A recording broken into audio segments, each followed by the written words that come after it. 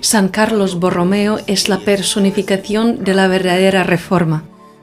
Se puede decir que Carlos reconstruyó literalmente la iglesia que estaba a punto de derrumbarse en Milán y sus alrededores. Carlos fue también el alma del Concilio de Trento. El santo procuraba no solo renovar la estructura de la iglesia, sino también la vida espiritual. Por eso el Tridentinum también creó las condiciones para la santidad. El opuesto exacto del Tridentinum es el Vaticanum Secundum. Esta verdad la está revelando públicamente hoy en día el otro Carlos, el arzobispo Carlo Maria Vigano. El Tridentinum condujo a la reforma de la Iglesia, pero el Vaticano II condujo a la deformación y transformación de la Iglesia en una anti-iglesia de la nueva era.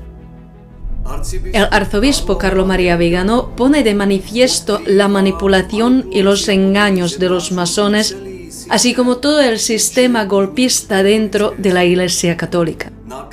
Los traidores a Cristo han ascendido a puestos clave, actúan con la autoridad de Dios y exigen obediencia. Durante 60 años posteriores al concilio, fue imposible señalar esta verdad. Ahora ha llegado el momento. El cambio provocador de paradigma de Bergoglio y la proclamación de un antievangelio sodomítico abren los ojos a muchos católicos sinceros. Comienzan a ver que quien se somete en obediencia a este archihereje manifiesto se encuentra en la pseudo-iglesia del anticristo que no tiene nada que ver con Cristo. La anti-iglesia de Bergoglio es el opio de la humanidad, el término que Lenin utilizó para referirse a la religión falsa describe completamente su carácter. En sus respuestas a las preguntas de los medios católicos, el arzobispo Vigano aclara la naturaleza del problema. Su Excelencia, en su nueva declaración, usted distingue la Iglesia conciliar de la Iglesia católica de tal manera que afirma que hay dos iglesias ciertamente, mientras que en el pasado ha afirmado, obviamente no hay dos iglesias, algo que sería imposible, blasfemo y herético. En consecuencia, parece que su postura ha cambiado. Sostiene ahora que la Iglesia conciliar está completamente separada de la Iglesia católica, en lugar de ser una secta subversiva que existe dentro de la verdadera Iglesia.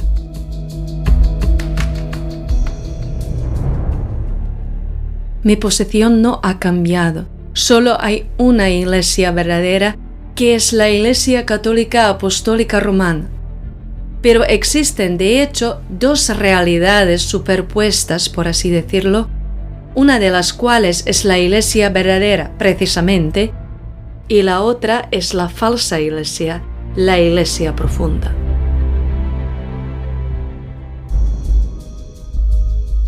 ¿Qué hay de nuevo en esta secta comparada con otras que a lo largo de la historia han cuestionado los dogmas de la Iglesia? La Iglesia se ha enfrentado a 1000 herejías a lo largo de los siglos. Los herejes siempre han afirmado haber descubierto la verdadera doctrina y han acusado a la Iglesia de haberse equivocado sustrayéndose a su autoridad. La Iglesia, por su parte, condenaba la herejía y los herejes eran expulsados del cuerpo eclesial. Seguían haciendo daño, pero al menos su separación de la Iglesia católica era clara y los fieles se mantenían apartados de ellos. Esta vez, sin embargo, tenemos herejes y apóstatas que sabían que si se separaban de la Iglesia de Roma, encontrarían el miserable final de todos los heresiarcas. Por eso se han organizado para estar a la cabeza de la Iglesia, para así poder promulgar la herejía desde la sede de Pedro, imponiéndola como una verdad que hay que creer en virtud de la autoridad del romano pontífice, y para poder acallar toda voz disidente con sanciones canónicas y excomuniones, y al mismo tiempo utilizar los púlpitos, las sedes episcopales, los seminarios y las universidades para difundir sistemáticamente el error. Antes se podía acudir a la Santa Sede para dirimir cuestiones doctrinales y disciplinarias, mientras que hoy es la misma Santa Sede el instrumento institucional de los herejes que la han ocupado.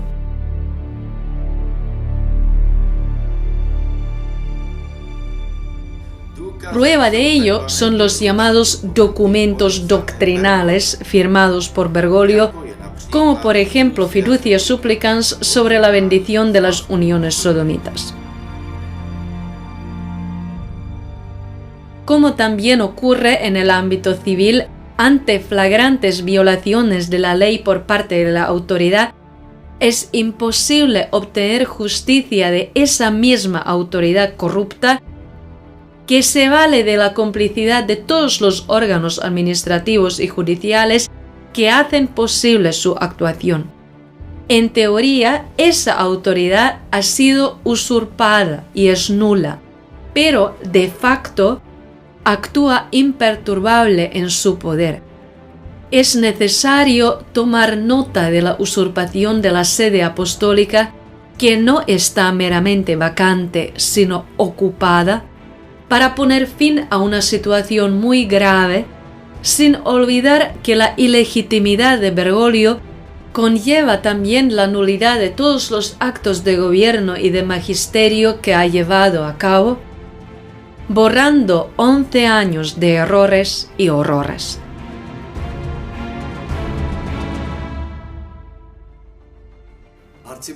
El arzobispo indica además por qué muchos reconocen al Papa ilegítimo.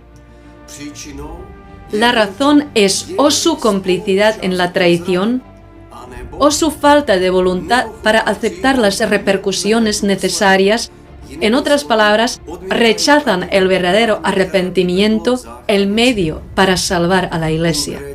En concreto, no quieren dar el paso de separarse ellos mismos y sus diócesis de la anti-Iglesia de Bergoglio, que se ha adherido oficialmente a paradigmas diferentes y a un evangelio diferente, un anti-evangelio, desde finales de 2023.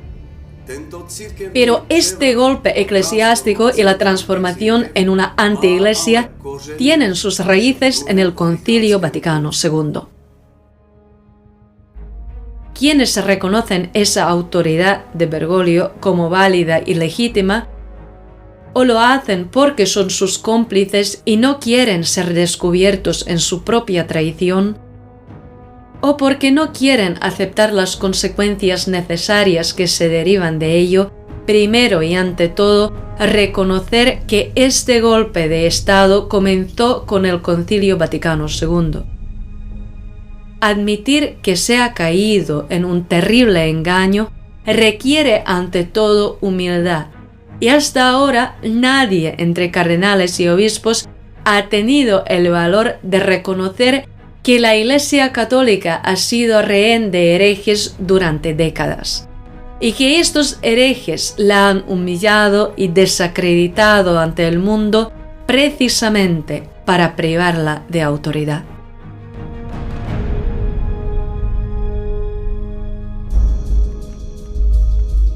¿Todo esto sigue un patrón o plan preciso?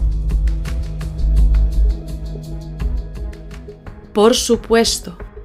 El modus operandi es el mismo que utiliza la masonería para deslegitimar gobiernos y apropiarse de la soberanía nacional.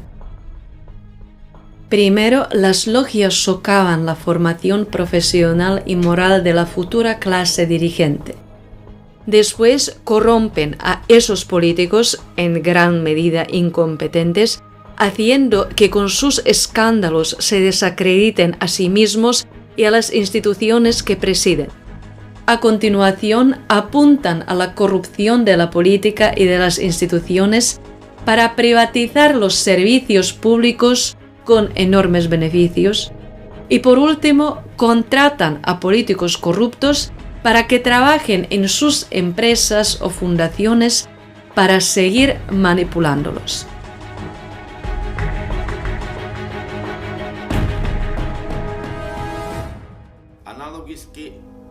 Por analogía, el arzobispo señala dos medios que contribuyeron a la adopción de cambios destructivos en la fe y la moral después del Vaticano II.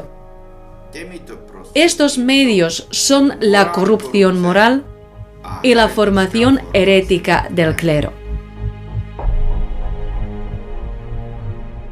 También en la Iglesia Católica, la corrupción moral y la formación herética del clero han sido decisivas para la aceptación de cambios en materia doctrinal, moral y litúrgica.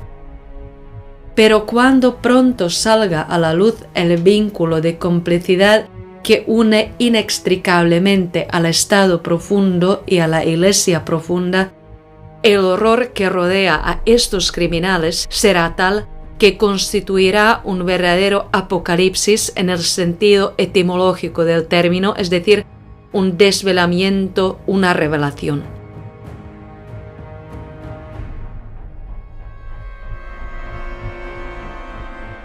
Utilizando la analogía del Estado profundo, Deep State, el arzobispo Vigano explica la existencia de la Iglesia profunda, Deep Church, y al mismo tiempo muestra que la Iglesia profunda y el Estado profundo forman una unidad inseparable. La gente ya tiene la experiencia de que el gobierno que eligen va en contra de la nación después de las elecciones y lo reconoce de inmediato. Pero el hecho de que una traición similar se produzca en la Iglesia es algo que los católicos son incapaces de aceptar. Pero es una dura realidad. Usted ha destacado a menudo que existe un paralelismo entre lo que ocurre en el mundo civil y en la Iglesia.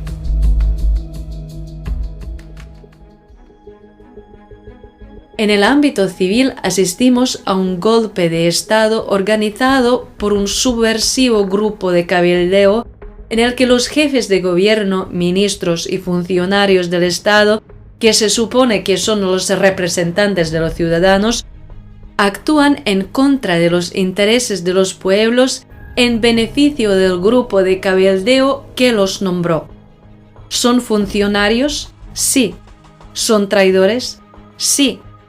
En un mundo normal no deberían serlo, pero de hecho quienes ostentan la autoridad en el Estado están en casi todas partes supeditados a una fuerza enemiga que se ha infiltrado en la estructura de autoridad para utilizarla en su propio beneficio y destruirla. ¿Hay dos estados? No. Uno es el Estado. El otro es el Estado profundo, su falsificación, que precisamente como tal consigue actuar y ser obedecido. Nos encontramos ante la misma situación en el ámbito eclesiástico.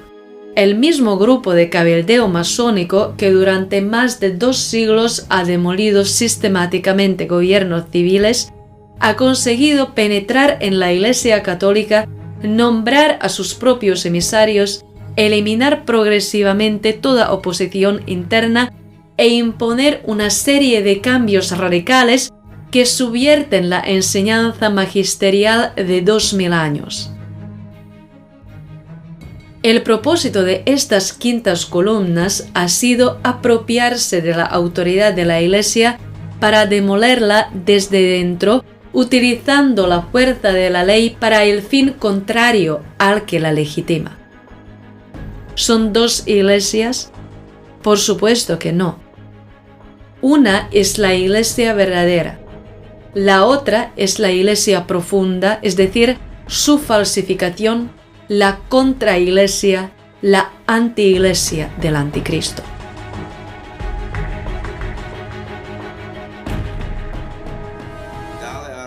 A continuación, el arzobispo Vigano cita a un conocido arzobispo estadounidense que profetizó sobre un falso profeta mucho antes de que el falso profeta Jorge Bergoglio se hiciera cargo de la Iglesia. El arzobispo habla del cuerpo místico del anticristo. Se trata de la actual anti-iglesia de Bergoglio desde la transformación de la Iglesia Católica que tuvo lugar con la publicación de la así llamada Declaración Doctrinal Fiducia Supplicans el 18 de diciembre de 2023. El arzobispo Fulton Sheen escribió: «El falso profeta tendrá una religión sin cruz, una religión sin un mundo por venir, una religión para destruir las religiones. Habrá una iglesia falsificada. La iglesia de Cristo, la Iglesia Católica, será una. Y el falso profeta creará otra. La falsa iglesia será mundana, ecuménica y global. Será una federación de iglesias. Y las religiones formarán algún tipo de asociación global, un parlamento mundial de iglesias. Será vaciado de todo contenido divino y será el cuerpo místico del anticristo. El cuerpo místico en la tierra hoy tendrá su Judas Iscariote y él será el falso profeta. Satanás lo reclutará de entre nuestros obispos».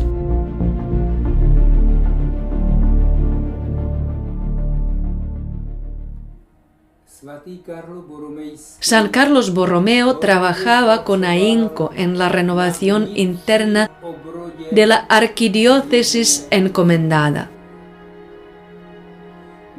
A menudo subía a pie a las montañas para salvar almas en las aldeas aisladas. Durante la peste arriesgaba su vida y preparaba a los moribundos para la muerte. Por sus esfuerzos en pro de la renovación interna de la Iglesia, sufrió un atentado fallido.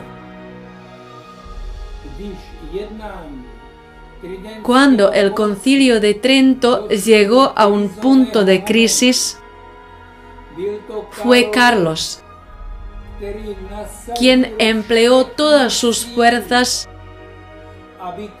para que el concilio completara su obra de renovación. Hoy en día, el portador de su nombre, el arzobispo Carlo María Viganò, sigue las huellas de este gran santo. Ha defendido valientemente a Cristo y a su Iglesia. Ya hace 6 años llamó al Papa ilegítimo, que está derrumbando los pilares fundamentales de la fe, a renunciar.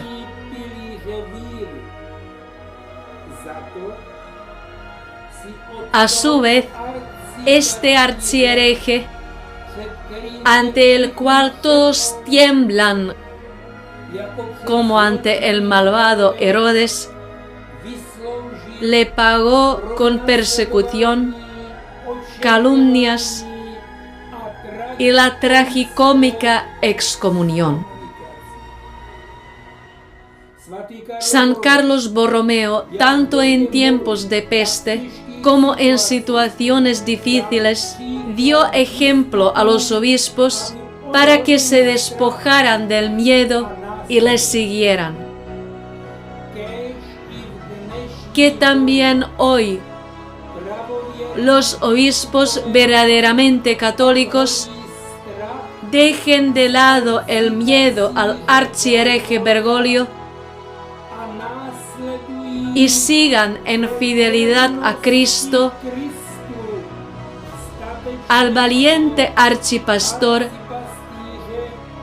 Carlo María Viganò.